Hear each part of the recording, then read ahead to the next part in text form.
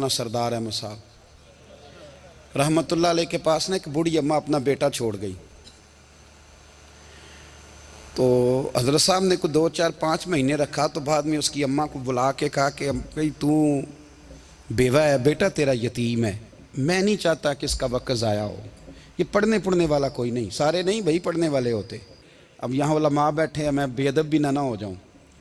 कुछ पूरे 8 साल लगा के भी आ जाते हैं, सनद भी उनके पास होती है। नाराज़ ना हो जाना, ये तो सब अच्छे लोग हैं। सनद होती है पर पता कोई नहीं होता। ये आला हज़रत ने लिखी है बात। सनद होती है, पूरी डिग्री होती है, उस पर कई लोगों के साइन भी होते। तो बहुत सारे तालिब इल्म ऐसे होते हैं जो मदारस में कहते हैं मैं फाजल फलां हूँ, लेकिन कोई शय पास। तो मौलाना सरदार अहमद साहब मुहद्दिस आज़म पाकिस्तान रहमतुल्लाह अलैह उस बूढ़ी को कहने लगे तेरा बेटा कुंद देना है, पढ़ना पढ़ाना इसने कुछ भी नहीं, तो यतीम बच्चा है, कल को तो कहेगी कि मेरे बेटे ने वक्त ज़ाया किया तो वापस ले जा। बूढ़ी अम्मा रोने लग गई, कहने लगी मैं पढ़ाने तो नहीं लाई थी, मैं तो आपको रब का वली समझती हूँ, मैं तो नौकरी कराने लाई थी। नौकरी हज़रत अनस बिन मालिक कहते हैं मेरी अम्मा भी हुजूर की बारगाह में दे गई थी। तो हुजूर की बारगाह में ये नहीं कहा था कि या रसूलल्लाह पढ़ा दें, हाँ हाँ मैं जिम्मेदारी से बात कर रहा हूँ। ये नहीं कहा था हुजूर मुजाहिद बना दें, ये थोड़ी कहा था कि या रसूल अल्लाह सल्लल्लाहु ताला अलैहि वसल्लम से मुफस्सिर मुहद्दिस मुहक्किक मुफ्ती बना दें। हज़रत अनस की अम्मा कह गई थी सोनिया जब तक ये रहेगा ना आपकी नौकरी करेगा, ये घर के काम काज करेगा, ड्यूटी करेगा, हुजूर ये आपकी नौकरी करेगा। तो मेरे महबूब ने फिर दुआ कर दी, अल्लाह इसे बरकत अता फरमा। तुम समझता है खिदमत वाला खाली रह जाता है? जितना जायका खिदमत वाले को मिलता है, जो उसके नसीब में आता है, वो किसी का नसीब कहाँ भाई। हजरत अनस कहते हैं हुजूर ने दुआ कर दी, बरकत की। मुझे तो खेती बाड़ी आती भी नहीं थी, पर लोगों के बाग में साल में 1 दफ़ा फल लगता था, मेरे बाग में 2 दफ़ा लगता था। हुजूर ने दुआ कर दी या अल्लाह इसे औलाद दे।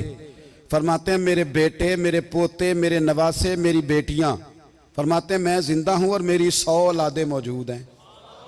परेशान हो गया 100 सुन के बच्चे 2 ही अच्छे, 100 औलादे मेरी मौजूद हैं। हजरत अनस बिन मौलाना सरदार अहमद साहब के पास ना छोड़ गई बच्चा, कहने लगी हजरत जी मैं को पढ़ाने के लिए थोड़ा छोड़ गई हूँ, मैं तो इसलिए छोड़ के गई हूँ कि आप मेहरबानी करें, खिदमत कराएं। तो हजरत जी कहने लगे कोई ऐसा काम ही नहीं, खिदमत वाला क्या कराऊं। कहने लगी पट्ठे पवा लिया करो जी।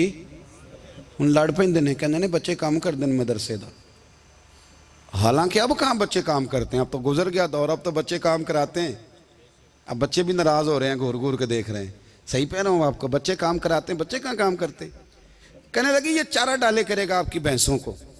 तो हजरत ने उसको कहा कि बीबी चारा मेरी भैंसों को डालने के लिए मैंने बंदा रखा हुआ है, तो तू जा ले जा। कहने लगी हाथ बांध के हुजूर मेहरबानी करें रख लें, चारा डालेगा। और पुत्र तवज्जो से चारा डालना हजरत की भैंसों को। रोने लगी। हजरत ने रख लिया, महीने का खर्चा भी देते। शाम को ना वो सारा दिन काम करता, शाम को आके पैरों में भी बैठ जाता, हजरत जी लाएं तेल थोड़ा सा, पैर ना दबा दूं। 8 साल साथ वाले पढ़ते रहे, ये बेचारा नौकरी करता रहा। मेरा रूप भी नहीं तो मेरा रंग भी नहीं, और मैनू यार मनान दा टंग भी नहीं। कभी कभी ना हज़रत बिलाल हबशी फारग होते ना, तो नबी पाक की बारगाह में अर्ज़ करते हुजूर कोई काम तो नहीं, सारे हो गए, हुजूर जाऊँ ज़रा, चले जाते। एक दिन सलमान फ़ारसी कहने लगे या रसूलल्लाह ये बिलाल कहाँ जाता है। फरमाया जा देख के तो आ।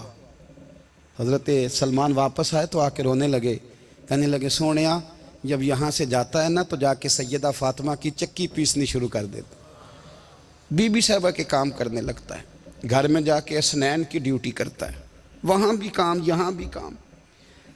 वो चारा डालता रहा, उसने चारा डाला। हज़रत मुहद्दिस आज़म की भैंसों को दस्तार फजीलत का वक्त आ गया, सारे पगड़ियाँ सजा के आ गए, आज दस्तार होगी। ये ना पीछे होके बैठ गया, चूँकि पढ़ा ही नहीं था तो दस्तार का है कि दस्तार तो उसकी जो पढ़ेगा, हमने तो पढ़ा ही नहीं, हमने तो यार पढ़ा, घर पढ़ा, ड्यूटी करी। हज़रत मुहद्दिस आज़म रहमतुल्लाह अलैह के यहाँ जब ऐलान होने लगा ना कि अब दस्तार होगी, तो हज़रत ने पहला ऐलान उसका फरमाया। तो मजा वाला बंदा कपड़े भी कदी कदी बदलता है ना, वो कहता है जिस हाल में भी था मैं पलट के देखने लगा कि पढ़ा पढ़ाया तो है, कोई शय नहीं। तो ये माजरा क्या है।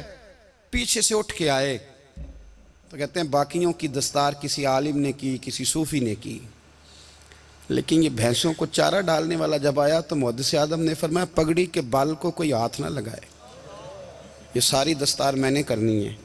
और फरमाते हैं हज़रत बाल भी देते जाते थे और आंसू भी बहाते जाते थे, माथा भी चूमते थे और फरमाते थे दस्तार के बाद चला तो नहीं जाएगा यार, मुझे तो इबादत भी नहीं रह गई, मुझे तो चाबियों को भी नहीं पता कौन सी कहाँ रहती है, जाएगा तो नहीं तू? तो रो पड़ा, कहने लगा सोने जाए तो वो जिसके पल्ले कुछ है हो, आता जाता तो है कुछ नहीं, मुझे किसने रखना है, मैंने कहाँ जाना है, इधर कहाँ तो इधर ही रहूँगा। वो उस तालिब इल्म के सारे उस्ताद भाई कहते हैं उसने दस्तार कराई, पढ़ा पढ़ाया कुछ नहीं, पर जो मसला अड़ जाता था ना, वो जो अड़ जाता था ना, वो जाके उससे पूछते थे तो किताबें खोलने की ज़रूरत नहीं पड़ती थी।